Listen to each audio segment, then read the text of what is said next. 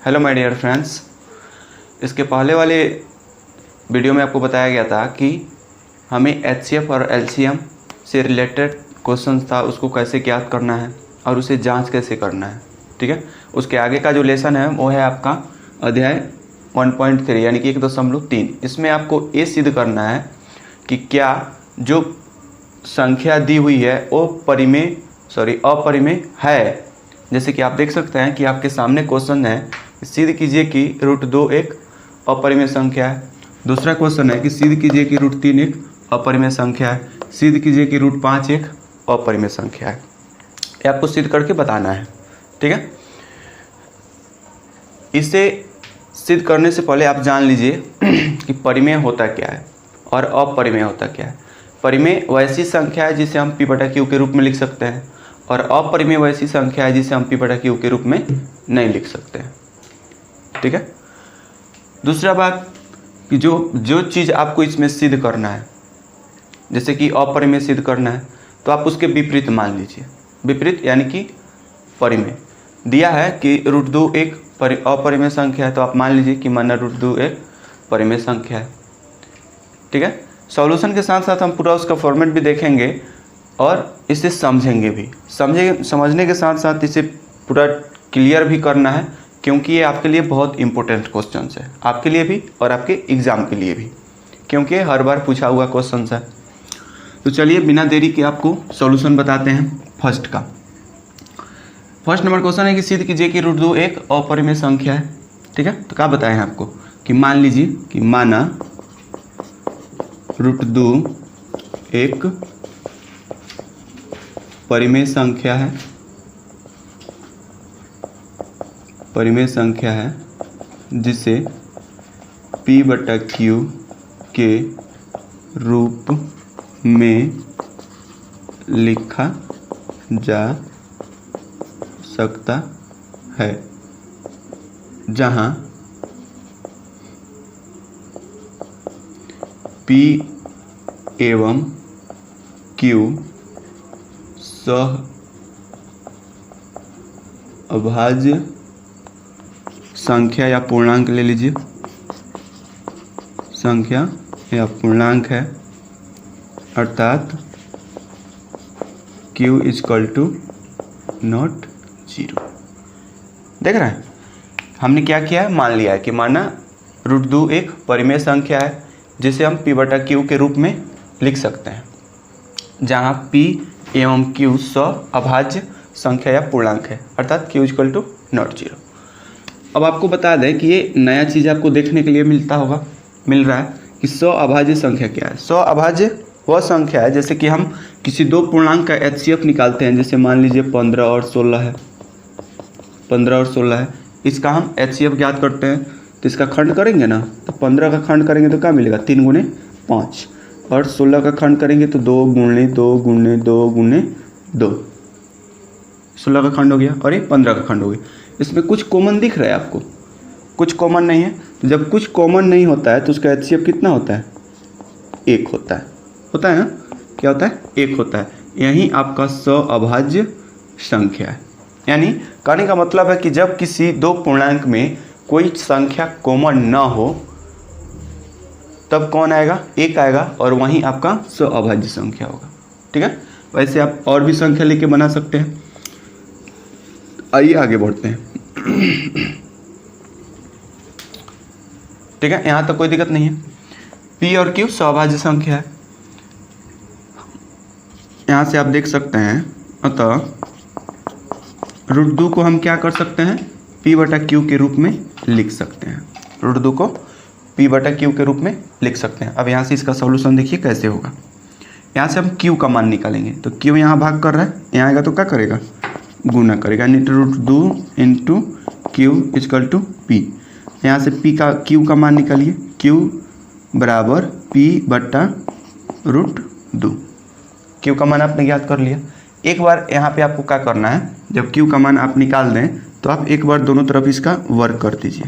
तो लिखिए, दोनों तरफ वर्ग करने पर, जब दोनों तरफ वर्ग कीजिएगा तो Q का वर्ग Q हो जाएगा और P का वर्ग P² हो जाएगा और रूट का वर्ग रूट हट जाएगा, सिर्फ 2 बच जाएगा। इसको आप मान लीजिए समीकरण 1। ठीक है। अब देखिए यहाँ से ये जो p²/2 है ये क्या है, एक पूर्णांक हो जा रहा है। तो यहाँ लिखिए कि p²/2 एक पूर्णांक है। ठीक है, जब पूर्णांक है तो विभाजित होगा। तो लिखिए कि p² 2 से क्या है, भाज्य है। अगर p² 2 से भाज्य है तो p 2 से भाज्य नहीं होगा, तो p भी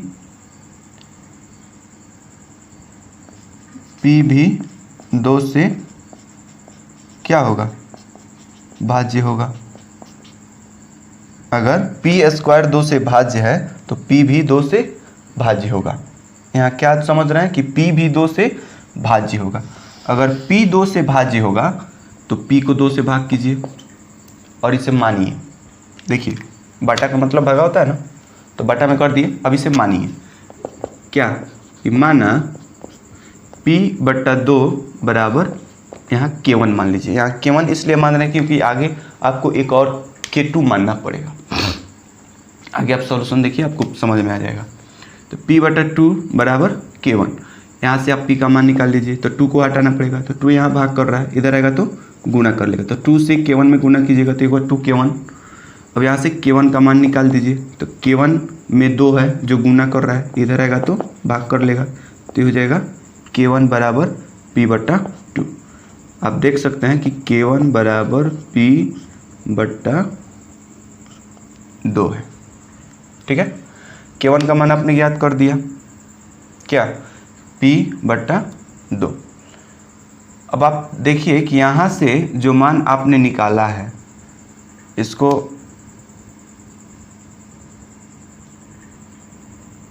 इसको अभी रहने दीजिए, इसको अभी रहने दीजिए, यहीं तक इसको रहने दीजिए। यहाँ आप इसे मान लीजिए समीकरण 2। आगे फिर आपको बताते हैं। यहाँ मान लीजिए समीकरण 2।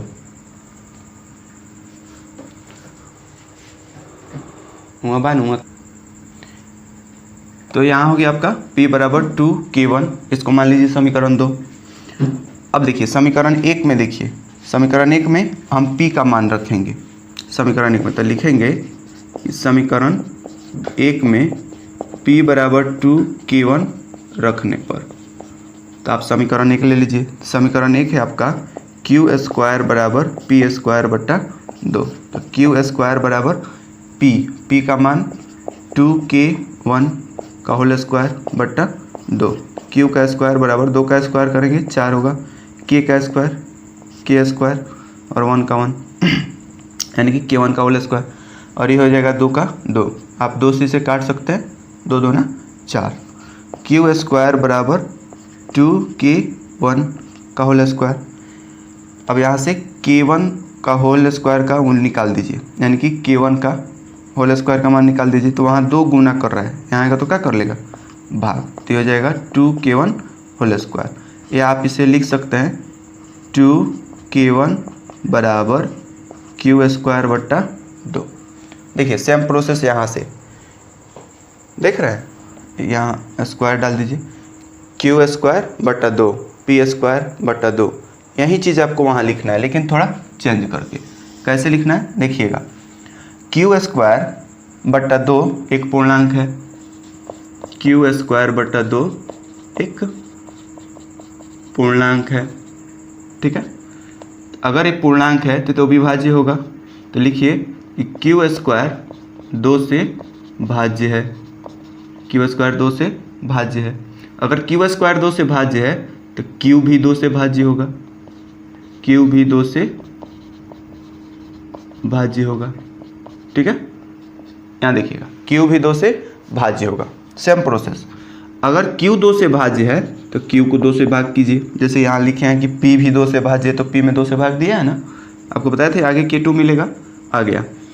तो आप मान लीजिए इसे, माना q/2 = k2। यहाँ से q का मान निकालिए, q बराबर ये आपका यहाँ आके गुना कर लेगा तो हो जाएगा 2k2। अब यहाँ जो है Q बराबर आपने ज्ञात कर लिया 2k2 और यहाँ देखिए P बराबर आपने ज्ञात कर लिया 2k1। ठीक है, इसको आप मान लीजिए समीकरण, कुछ समीकरण मान लीजिए इसको, समीकरण 3 ले लीजिए, 1 2 3, देख रहे हैं समीकरण को 1 2 3। अब देखिए समीकरण दोनों को जब हम लेंगे P और Q, देखिए दोनों में 2 है कि नहीं है, 2k1 और 2k2, तो दोनों में 2 आ जा रहा है। ठीक है, तो दोनों में तो 2 कॉमन हो जाएगा, तो आप यहाँ से लिख सकते हैं P बराबर 2k1 और Q बराबर 2k2। अब इस दोनों को देखिए, दोनों में 2 कॉमन हो गया, लगभग आपका सॉल्यूशन हो चुका है, सिर्फ आपको लिखना है। अब यहाँ समझिएगा कि दोनों में 2 कॉमन हो जा रहा है, तो 2 कॉमन हो जा रहा है तो क्या ये जो आपने माना है 100 अभाज्य, क्या इसमें ये आ रहा है? 100 अभाज्य क्या था? जो किसी में कॉमन ना हो, और जब कॉमन ना होगा तो वो एक आएगा उसका HCF, तो इसमें तो इसका HCF आ जा रहा है, 2 कॉमन होके निकल जाकर नहीं, तो इसके HCF आ जा रहा है। तो हमने जो माना है 100 अभाज्य, क्या हमारा मान्य सही है? नहीं है, जो हमने माना है वो गलत हो गया, क्योंकि यहाँ तो कॉमन हो जा रहा है। बस समझ में आ रहा है? तो जो हमने माना है वो गलत है। अब देखिए उसको लिखना है, कैसे लिखेंगे? समीकरण 2 और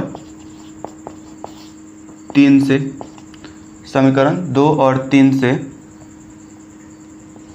यह स्पष्ट है कि P एवं Q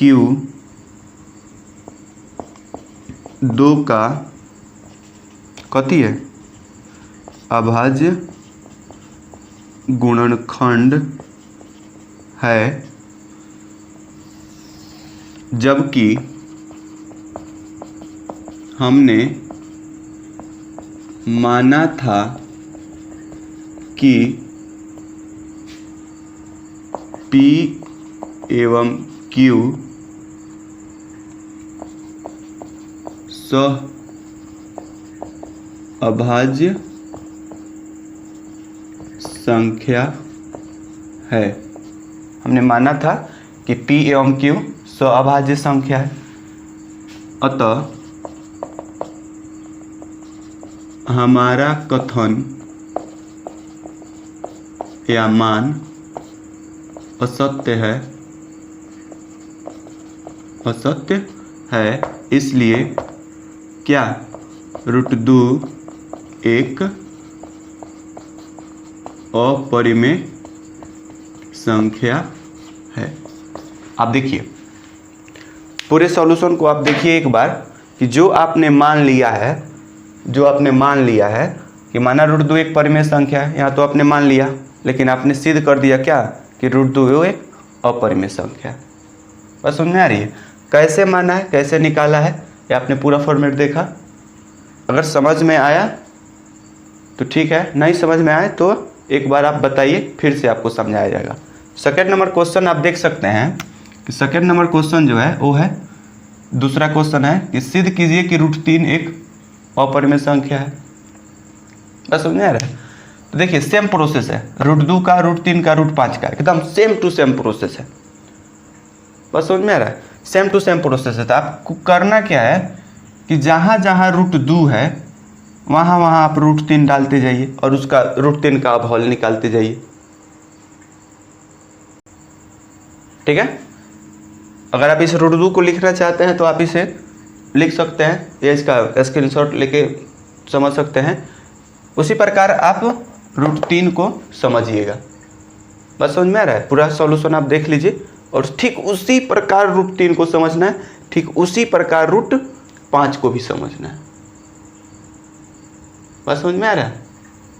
अब आप देख सकते हैं कि √3 जो है वो एक अपरिमेय संख्या है, इसे भी सिद्ध करना है कि ये परिमेय संख्या है कि नहीं है। देखिए हम इसमें कोई बदलाव, कोई चेंजिंग नहीं करेंगे। ठीक है, कोई बदलाव, कोई चेंजिंग नहीं होगा, सिर्फ √2 के जगह पर √3 आ जाएगा और √3 के जगह पर √5 आ जाएगा। बाकी प्रोसेस आपका वही है, एकदम फुल एंड फाइनल। देखिएगा कैसे होगा। जैसे कि हमने माना है, सेकेंड नंबर क्वेश्चन का सॉल्यूशन देखिए। अब यहाँ से अब ये हो गया आपका सेकेंड नंबर क्वेश्चन, ठीक है। तो यहाँ से आप इसे चेंज कर दीजिए, क्वेश्चन ही चेंज कर दीजिए। तो क्वेश्चन है आपका कि √3 एक अपरिमेय संख्या है। तो मान लीजिए उसके विपरीत की माना √3 एक परिमेय संख्या है, जिसे हम p/q के रूप में लिख सकते हैं, जहाँ p एवं q सअभाज्य पूर्णांक और संख्या है, अर्थात q = not zero. Same to same process है, सिर्फ हमें √2 की जगह √3 बदल देना है। √3 बराबर, अब देखिए यहाँ ये आपका क्या है, इधर आके गुना कर लिया, यहाँ √3 है। जहाँ जहाँ √2 है वहाँ वहाँ √3 डाल दीजिए, √3। अब देखिए यहाँ से हम स्क्वायर कर रहे हैं, तो p का स्क्वायर √3 का स्क्वायर करेंगे तो रूट हट जाएगा, तो आ गया 3, आ गया कि नहीं।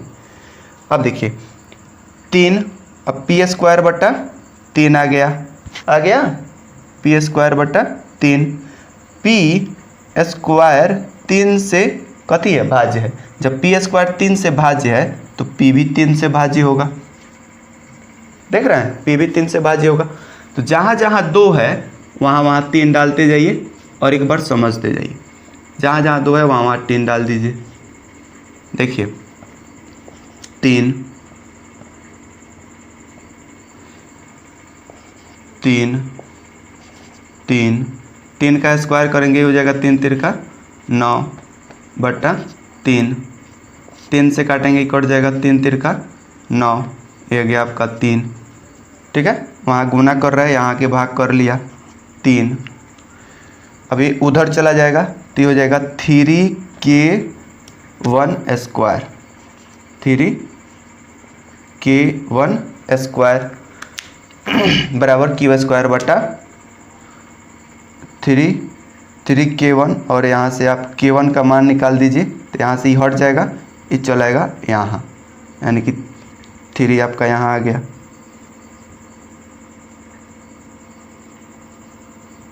k1² बराबर q²/3, ठीक है। अब सेम प्रोसेस यहाँ भी वही है, q² 3 से 3 का एक पूर्णांक है, यहाँ लिख दीजिए 3, q²/3 एक पूर्णांक है। q²/3 एक पूर्णांक है, तो q² 3 से कथी होगा, भाज्य होगा। जब q² 3 से भाज्य होगा तो q भी 3 से भाज्य में जाएगा कि नहीं। अब जब भाज्य हो गया तो q/3 कर दीजिए, q/3, यानी कि q अब इधर आके आपका ही गुना कर लेगा, तो हो जाएगा 3k2। अब देखिए जहाँ जहाँ 2 है वहाँ वहाँ हम 3 लगा देंगे, ये हो गया 3, ये हो गया 3। देखिए p बराबर 3k1, समीकरण वही है 2 और 3, p बराबर 3k1 और q बराबर 3k2।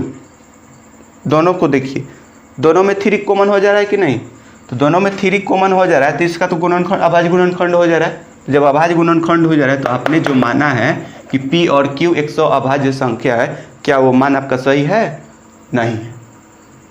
तो जो हमने माना है वो हमारा गलत हो गया, और जो दिया है वो सत्य है कि √3 एक अपरिमेय संख्या है। तो यहाँ से हम लिखेंगे कि समीकरण 2 और 3 से यह स्पष्ट है कि p एवं q 3 का अभाज्य गुणनखंड है अभाज्य गुणनखंड है। जबकि हमने माना था कि p एवं q अभाज्य संख्या है, अतः हमारा कथन या मान असत्य है, इसलिए √3 एक अपरिमेय संख्या है, ठीक है। आप पूरे फॉर्मेट को देखिए, √2 के जगह √3 आ गया, √2 के जगह √3 आ गया, और पूरा सॉल्यूशन आपके सामने है एकदम √3 वाला। देखिएगा एकदम √3 यहाँ आके साबित हो जा रहा है कि √3 आपका एक अपरिमेय संख्या है।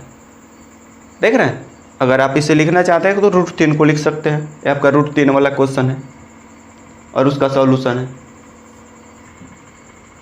ठीक है। तो यहाँ पे पूरा कंप्लीट हो जा रहा है √3 आपका, ठीक है। यहाँ एक चीज़ देखिएगा, यहाँ पे अगर मतलब रूट 2 में अगर यहाँ 2 होगा 2 से हटा दीजिएगा, क्योंकि 2 आपका यहाँ आ चुका है, अगर नहीं होगा तो कोई बात नहीं है।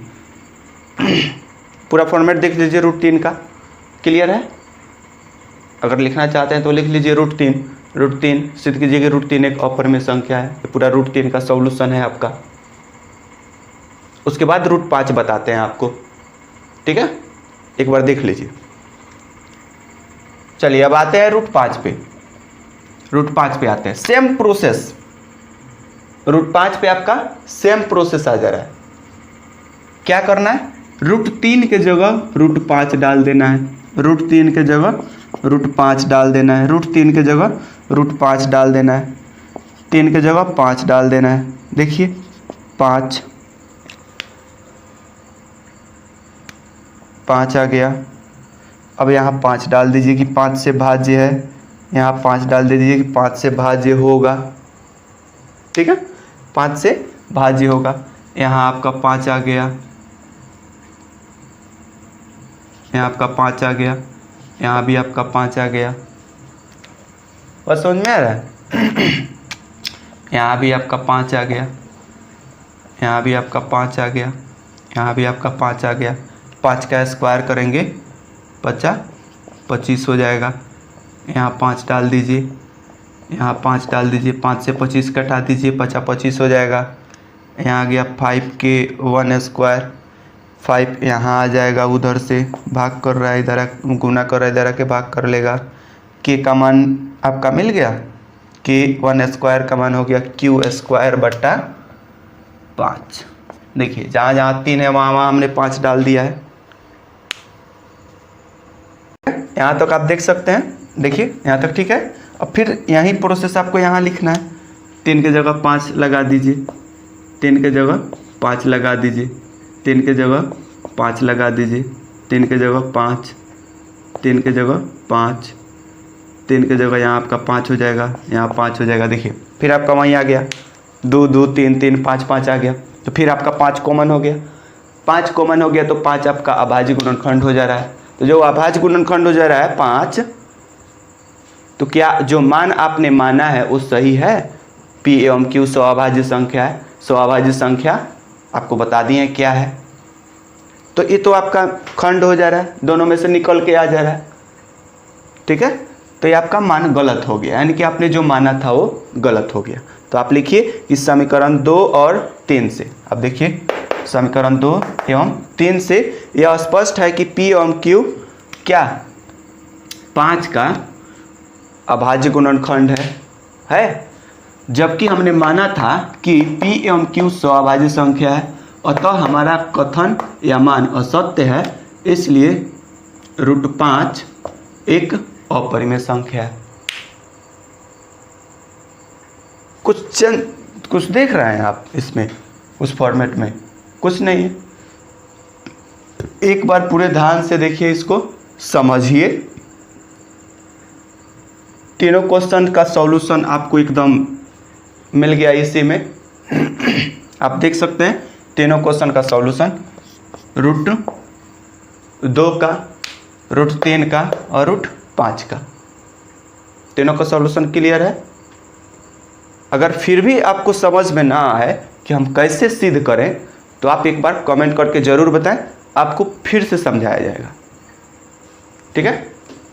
अब आगे का जो फॉर्मेट है आपको अभी बता दे रहे हैं, इसमें तो सिंगल संख्या है, उसमें आपको डबल संख्या मिलेगा। जैसे कि यहाँ देख लीजिए, अगले एक्सरसाइज में आप, अगले क्वेश्चंस में आपको मिलेंगे कि रूट 2 + 5 सिद्ध करना है कि एक अपरिमेय संख्या है, रूट 2/5 सिद्ध करना है कि ये आपका अपरिमेय संख्या है। ऐसे क्वेश्चंस मिलेंगे। तो ऐसे क्वेश्चंस के लिए हम अगले टॉपिक में, अगले वीडियो में और अगले क्वेश्चन के साथ मिलते हैं। तब तक के लिए जय हिंद।